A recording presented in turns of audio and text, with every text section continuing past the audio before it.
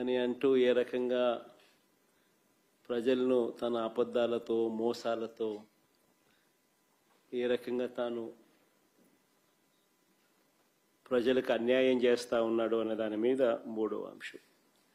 So by and large ఈ మూడు అంశాల మీద ఈరోజు మీ అందరి ద్వారా ప్రజలకు ఇటువైపున నాణ్యానికి ఇటువైపున ఉన్న స్టోరీని ఇటువైపున ఉన్న అంశాలను కూడా తెలియజేసే కార్యక్రమం చేస్తా ఉన్నాం. అసలు రాష్ట్రంలో ఇటీవల కొన్ని పరిణామాలు చూస్తూ ఉంటే రాష్ట్రంలో అసలు ప్రభుత్వం ఉందా అన్న సందేహాలు ఎవరికైనా కూడా కలుగుతాయి. కామన్ మ్యాన్ పరంగా ఆలోచన చేస్తే, సామాన్యుడి పరంగా ఆలోచన చేస్తే. ఎందుకనంటే రాష్ట్రం అన్నది, ఒక గవర్నమెంట్ అన్నది చేయాల్సిన రొటీన్ కార్యక్రమాలు, చేయాల్సిన రొటీన్ బాధ్యతలు, maintenance of law and order ఇవాళ లేదు. ప్రజాస్వామ్యయుతంగా గొంతు విప్పే పరిస్థితి ఈరోజు లేదు.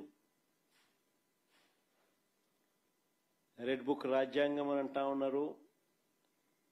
ప్రజాస్వామ్యయుతంగా గొంతు విప్పితే ఆ గొంతును నలిపేస్తా ఉన్నారు. ప్రజలకు అభివృద్ధి లేదు, ప్రజలకు సంక్షేమం లేదు, రెండే లేవు. ఎకానమీ పరిస్థితి చూస్తే తిరోగమనం.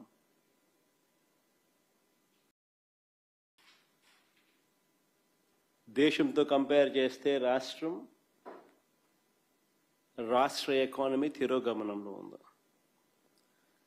ప్రజలకు అందుబాటులో ఉండాల్సిన ఏ ప్రభుత్వమైనా ప్రజలకు తన కనీస ధర్మంగా అందుబాటులో ఉంచాల్సిన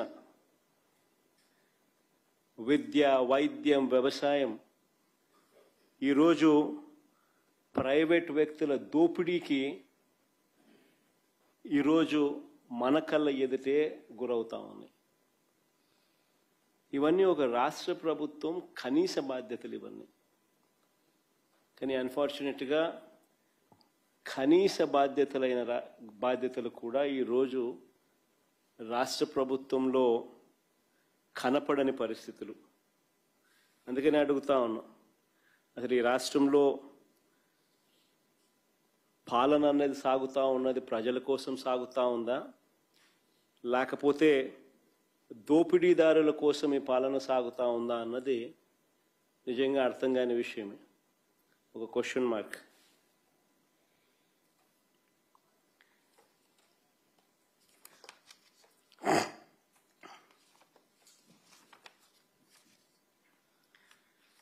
మొదటి టాపిక్ లేఖిక వెళ్తే, రైతులకు అందాల్సిన ఎరువులు బ్లాక్ మార్కెట్ చేస్తూ ఈరోజు స్కాములు కనిపిస్తూ ఉన్నాయి.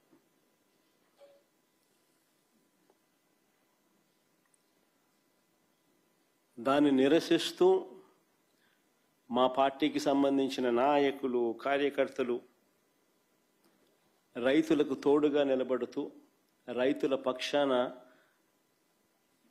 రైతులతో కలిసి ఆర్డీఓలకు నిన్న అర్జీ ఇచ్చే కార్యక్రమం చేశారు. ఆశ్చర్యం ఏమిటనంటే రైతుల తరపున మేము చేసే ఈ కార్యక్రమం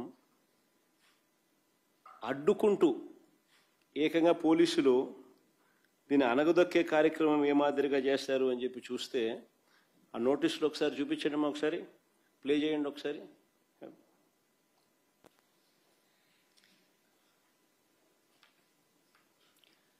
ఆ నోటీసులు ఒకసారి చూస్తే రైతు నాయకులు, మా నాయకులు, కార్యకర్తలు ఇళ్లకు అర్ధరాత్రి పోలీసులను పంపి ఇంట్లో బెదిరించి ర్యాలీలకు వస్తే కేసులు పెడతామని చెప్పి ఏకంగా బెదరగొడుతూ నోటీసులు ఇచ్చారు. కాకాని గోవర్ధన్ సంబంధించిన కాకాని గోవర్ధన్కి ఇచ్చిన నోటీస్ అది. ఇంకా ముందు అమ్మ, ఇది కురసాల కన్నబాబు అన్నకి ఇచ్చిన నోటీస్ అది.